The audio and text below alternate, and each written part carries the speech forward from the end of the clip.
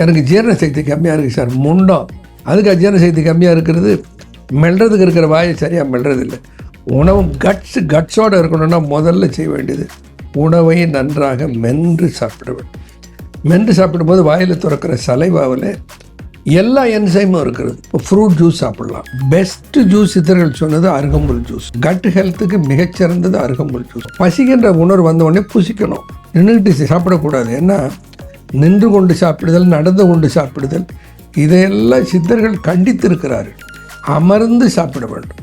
அதுவும் தரையில் சமணம் போட்டு அமர்ந்து சாப்பிடுவதை தான் அதெல்லாம் அனுபவித்து பார்த்தேன். கீழே உட்காந்து சாப்பிட்டு பாருங்கள், அந்த அளவோடு தான் சாப்பிட முடியும், அதிகமாக சாப்பிட முடியாது. இப்போ வாழைத்தண்டு வாரத்தில் 2 நாள் சாப்பிட்டு கொண்டு தான் சிறுநீரக கல்லே வராது. பசி அடைக்கட்டு இருந்தால் அமிலங்கள் சுரந்து அல்சரில் தான் போய் முடியாது. இப்போ கட் ஹெல்த்துக்கு வெரி வெரி இம்பார்ட்டண்ட் எதுன்னா பசித்து புசிச்சுடணும்.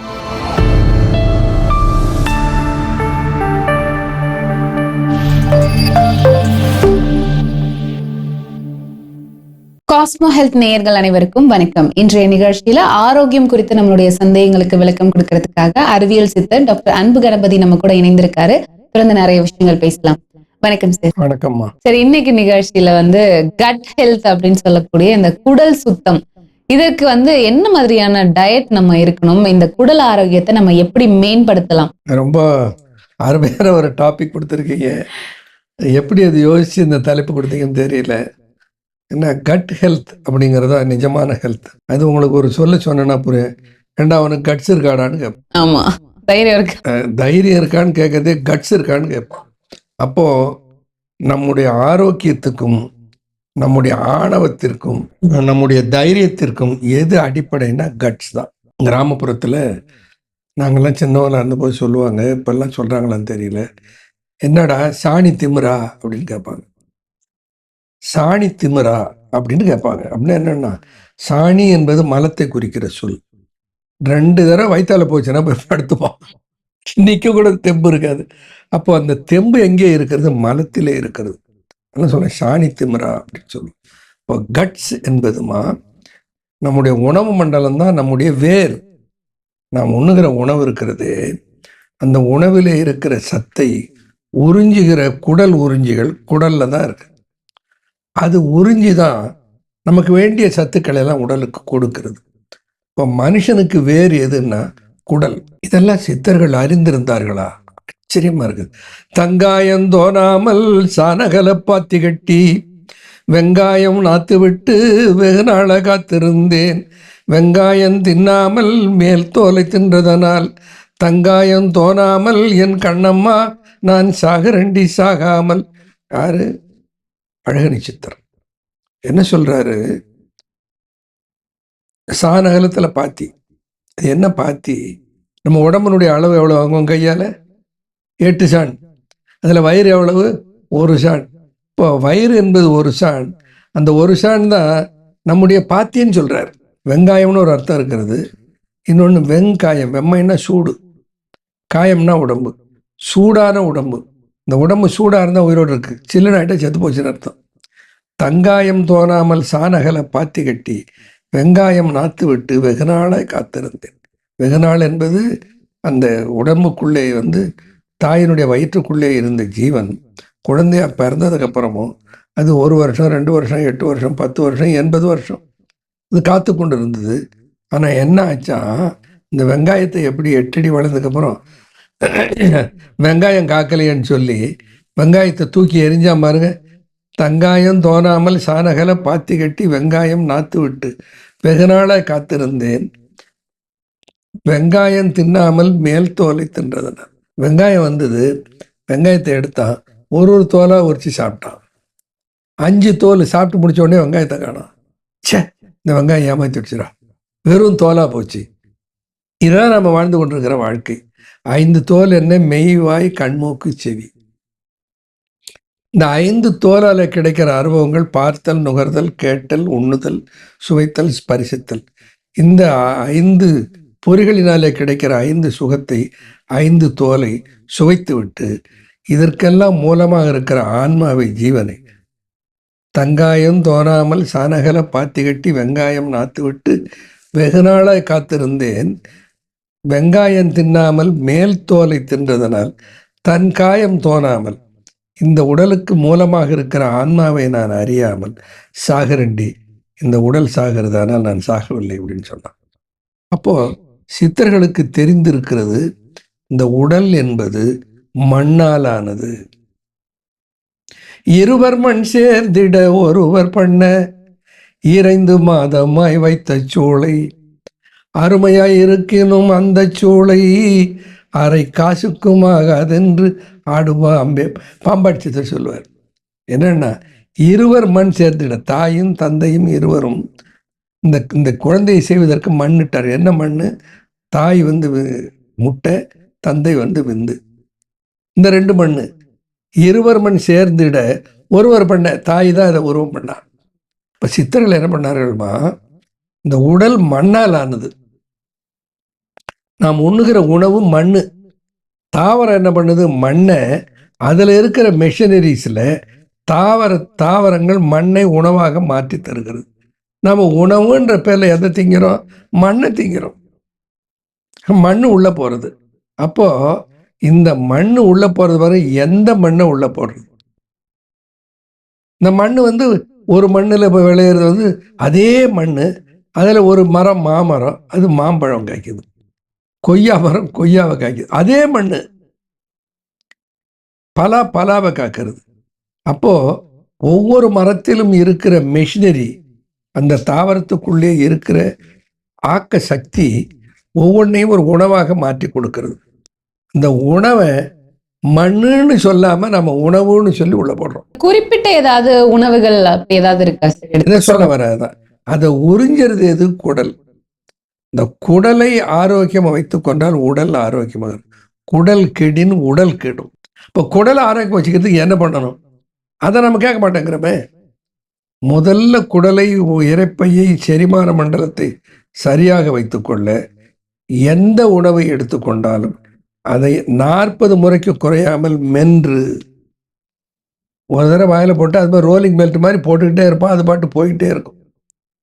ஒரு கவலை வாயில் போட்டால் அதை நல்லா மென்று மென்று மென்று மென்று கூழாக்கி நண்பரை உண்ட பின்பு குறுநடையும் கொள்வோன்னு சித்தர்கள் சொல்லுவார்.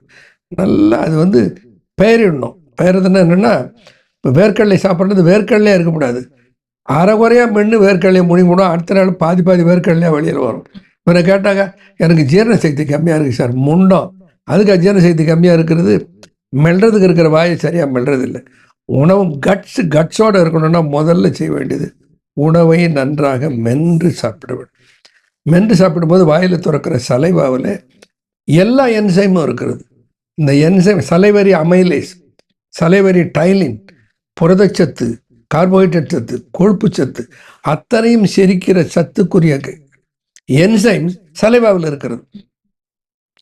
வாயிலே பாதி ஜீரணம் முடிஞ்சு போயிடும். இப்போ நன்றாக மென்று சாப்பிட வேண்டிய நிகழ்ச்சியை பார்ப்பவர்கள் காஸ்மோ ஹெல்த்தில் ஹெல்த் வேணும்னா உணவை மென்று சாப்பிடணும். ஞாபகம் வச்சுக்க சொல்லுங்க. இந்த கட் ஹெல்த்துக்குன்னே இப்ப நிறைய ஜூஸ் எல்லாம் சொல்றாங்க. காலையில வெறும் வயத்துல இந்த மாதிரி ஜூஸஸ் எல்லாம் கொடுக்கும் போது நம்மளோட கட் ஹெல்த் நல்லா இருக்கும்னு சொல்றாங்க. இது உண்மைதானா? உண்மைதாம்மா. ஆனா என்ன சாப்பிட்றாங்க? கட் ஹெல்த் என்பது என்னன்னா, பழைய மலம் உடலில் தங்காமல் வெளியேற்ற வேண்டும். முதல்ல அது உண்ணுகின்ற உணவை மென்று சாப்பிட வேண்டும்.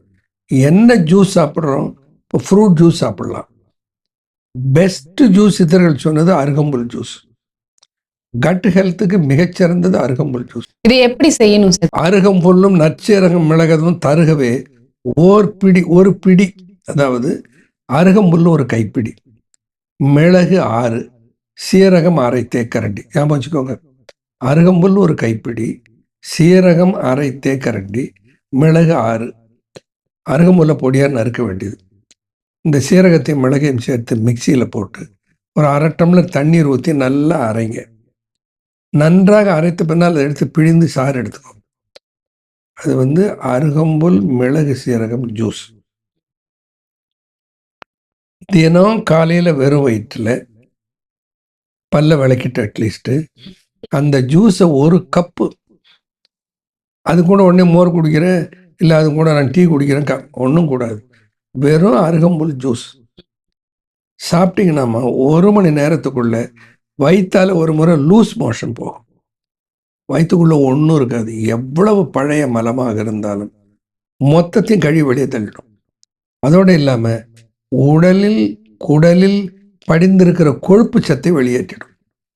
இப்போ என்ன அவன் பிளட் ப்ரெஷர் குறையும். அதனால தான் அருகம்புல் விநாயகருக்குரிய மூலிகை. விநாயகர் பருத்த உடம்பு, அவருக்கு பிபி இருக்கும், அதை கண்ட்ரோல் பண்ணுறது அருகம்புல். அருகம்புல் வாதபித்தம் ஐயமோடு ஈழை சிறுக அறுக்கும், இன்னும் செப்பில் அறிவு தரும், கண்ணோயோடு தலைநோய் கண்புகையில் இரத்த பித்தம் முன்னோய் ஒழிக்கும் முறை. இரத்த பித்தம் பிளட் ப்ரெஷருக்கு தமிழ்ச்சொல் இரத்த பித்தம், குருதி அழல், இரத்த கொதிப்பு, இதெல்லாம் பிபிக்கு இப்போதானே வச்சுட்டாங்க பிபின்னு பிளட் ப்ரெஷர்னு. பிபிலேருந்து மொழி மாற்றம் பண்ணி தான் ரத்த அழுத்தம்னு வச்சுட்டாங்க. ரத்த அழுத்தம் கிடையாது, குருதி அழல், இரத்த பித்தம். ஆக எவ்வளவு அவனுக்கு பிபி இருந்தாலும் எவ்வளவு கொலஸ்ட்ரால் இருந்தாலும் அதுக்கு ஏற்ப அருகம்புல் ஜூஸை நான் சொல்கிறது மாதிரி எவ்வளோ நாள் சாப்பிட்றது? 2 நாள் சாப்பிட்டா போருமா? குறைந்தபட்சம் 3 மாதம் சாப்பிடும். 6 மாதம், ஓராண்டுகள் கூட சாப்பிடலாம். எப்போ உடைய பிபி நார்மல் வர வரைக்கும் சாப்பிடுங்க. சார், அதே மாதிரி நிறைய பேருக்கு இப்போ வந்து அதிகப்படியான பசி இருக்கிறத நம்மளால பார்க்க முடியும். ஸ்ட்ரெஸ் ஆகி நிறைய சாப்பிடுறாங்க, இல்ல கிரேவிங்ஸ்னால நிறைய ஃபுட் வந்து சாப்பிடுறாங்க. இன்னும் ஒரு சில பேர் வந்து பசியே எடுக்கிறது இல்ல, சாப்பிட்றதே இல்லை. இந்த மாதிரி 2 கேட்டகரி நம்ம பார்க்குறோம். ஸோ இதுக்கும் கட் ஹெல்த்துக்கும் என்ன தொடர்பு இருக்கு? இப்போ நேரத்துக்கு சாப்பிடுவது எவ்வளோ முக்கியமோ அவ்வளோ முக்கியம் பசித்து புசி. பசித்து புசின்னா அதுக்கு பொருளை தப்பாக எடுத்துக்கிட்டாங்க. பசித்தால் புசி, பசிக்கலைன்னா புசிக்காது. பசிக்கின்ற உணர்வு வந்த உடனே புசிக்கணும். பசி அடைக்கட்டு இருந்தால் அமிலங்கள் சுரந்து அல்சரில் தான் போய் முடியாது.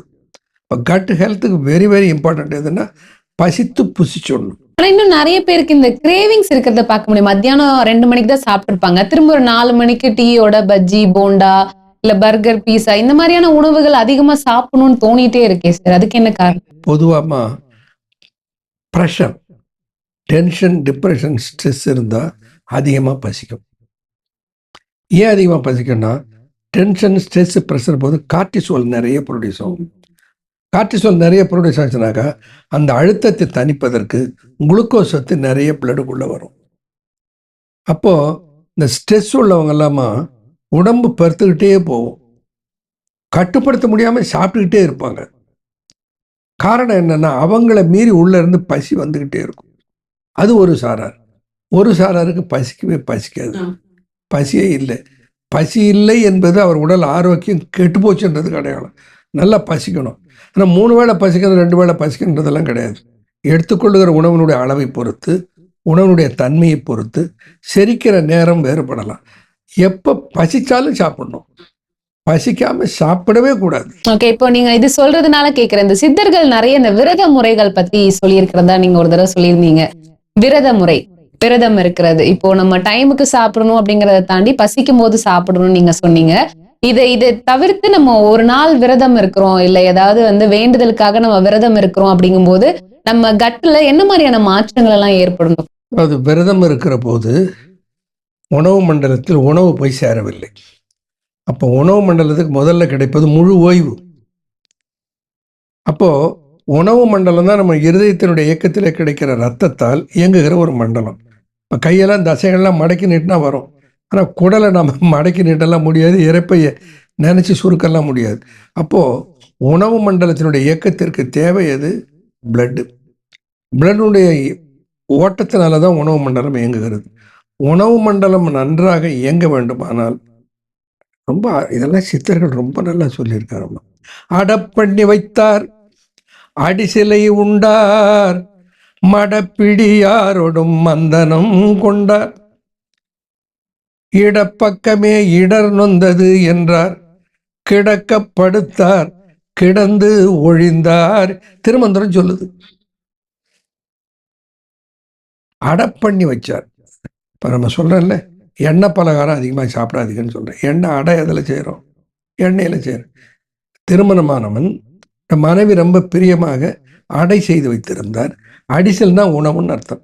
அடப்பண்ணி வைத்தார், அந்த அடிசலை உணவை உண்டார். அவன் என்ன பண்ணா? சாப்பிட்டான். அவன் என்ன பண்ணா? அவன் சாப்பிட்றத பார்த்துட்டு இன்னொன்று வச்சா, அதையும் சாப்பிட்டான். அப்புறம் இன்னொன்று கொடுத்தான், நல்லா இருக்குது சாப்பிட்றாருன்னு சொல்லி கொடுக்க அளவுக்கு அதிகமாக சாப்பிட்டு விட்டார். சாப்பிட்டனுடைய விளைவு என்ன? அடப்பண்ணி வைத்தார், அடிசலை உண்டார், சாப்பிட்ட உடனே அவன் மனதுக்குள்ளே ஒரு கிளர்ச்சி, தன்னுடைய மனைவியை சேர வேண்டும் என்ற எண்ணம் வந்து மடப்பிடியாரோடு, அதாவது மனைவியோடு மந்தனம்னா உடலுறவு, மந்தனம் கொண்டார். எப்போ கொண்டார்? சாப்பிட்ட உடனே. எவ்வளவு அழகமாக சித்தர்கள் இந்த இயற்கையினுடைய தத்துவத்தை சொல்றாங்க பாருங்க. உணவு உண்ட பின்னால் குறைந்தது 2 மணி நேரமாவது ஆகாமல் உடல் உறவு கொள்ளக்கூடாது என்பது அறிவியல். பண்ண ஹார்ட் அட்டாக் வரும். அதை சொல்றான். அடப்பண்ணி வைத்தார், அடிசலை உண்டார். அடிசல்னா உணவு. மடப்பிடியாரோட மந்தனம் கொண்டார், கிடக்கப்படுத்தார். அதாவது கிராமத்தில் சொல்லுவாங்க, கிடத்திரு உண்டாடுவாங்க. அவனை கிடத்திட்டான்னு சொல்லுவாங்க. கிடத்துதல் இருக்கும் படுத்தலுக்கு வித்தியாசம் இருக்கு. படுத்தா எழுந்திருப்பான், கிடந்தா செத்து போட்டான்னு அர்த்தம். ஆனால் நம்ம கோவம், அவன் கிடக்கிறான்னா நம்ம கோவம் வரும். அவனை போனோன்னு சொன்னதான் அர்த்தம்.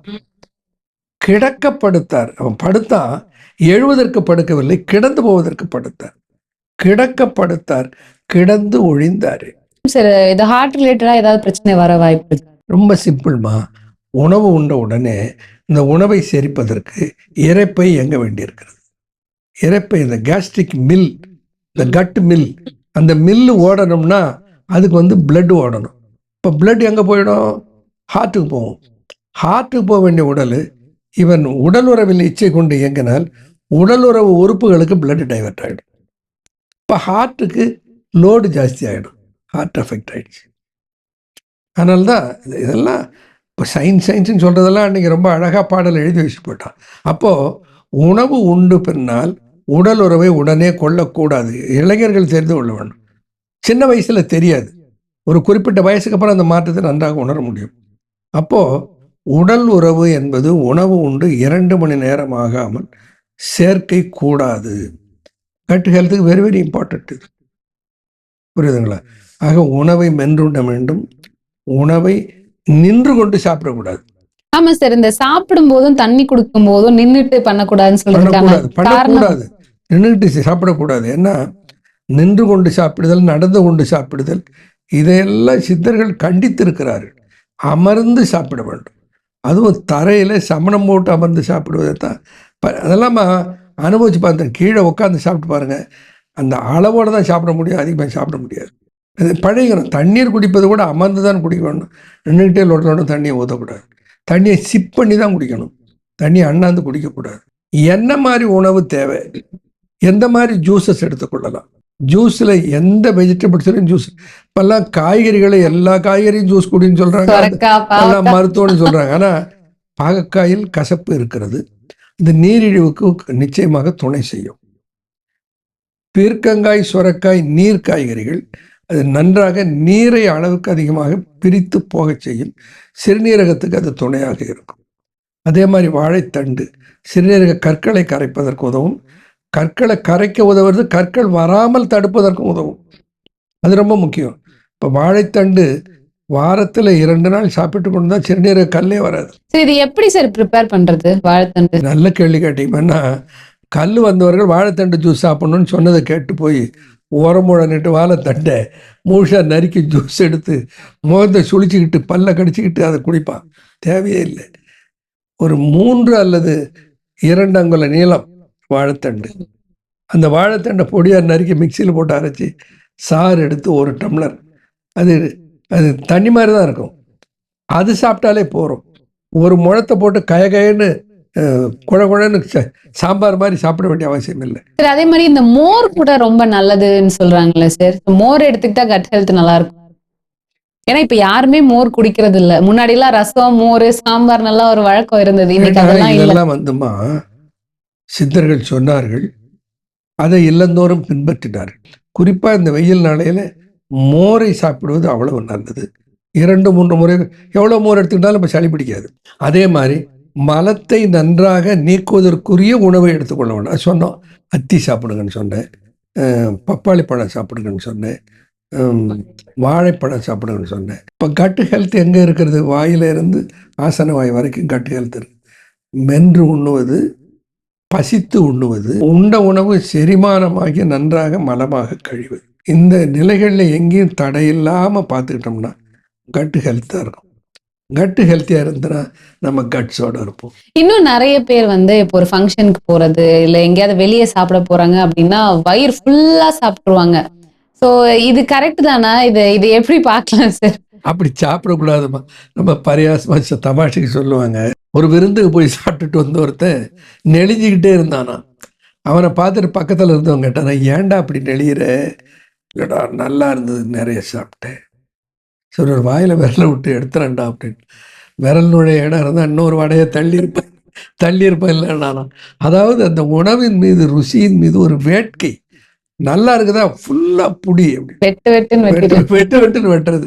அதாவது உணவை வந்துமா, நான் சொல்லுவேன்ல, நான் சொல்லியிருக்கேன், ஏற்கனவே சொல்லியிருக்கேன், ஏப்பம் வந்ததும் சாப்பிட்றத நிறுத்திருக்கேன்னு சொல்லியிருக்கேன். ஏப்பம் வரணும்னா மென்று சாப்பிடணும். மென்று சாப்பிட்டுட்டு ஏப்பம் வந்த உடனே சாப்பிட்றத நிறுத்திடணும். ஏப்பம் ஏவன்னு வராது, ஒரு சின்ன ஏப்பம் வரும். என்ன அர்த்தம்னா நிரம்பிடுச்சுப்பா, அது வார்னிங், இதுக்கு மேலே போடாதன்னு. இவன் என்ன நினைக்கிறான், இன்னும் காலியாக இருக்குது அப்படின்னு இன்னும் கொஞ்சம் போட்டு நிரப்புறான். அப்போ உணவை ஏப்பம் வந்ததும் சாப்பிட்றத நிறுத்திடணும். எவ்வளவு ருசியாக இருந்தாலும் அளவாக சாப்பிடணும்.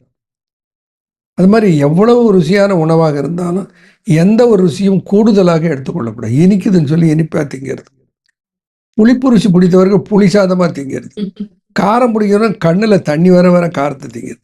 இப்படியெல்லாம் சாப்பிடுவது அறுசுவையும் மாறுபட்டால் நம்ம உடல்ல கெடுதி வந்தே தீரும். இன்னைக்கு நிகழ்ச்சியில குடல் ஆரோக்கியம், குடல் சுத்தமா இருக்கணும் அப்படின்னா நம்ம என்ன மாதிரியான விஷயங்கள்லாம் பண்ணணும், கட் ஹெல்த்தை இம்ப்ரூவ் பண்றதுக்கு நிறைய இன்ட்ரெஸ்டிங்கான விஷயங்கள் எங்களுக்காக சொன்னீங்க. ரொம்ப நன்றி சார். நன்றிம்மா, வணக்கம்.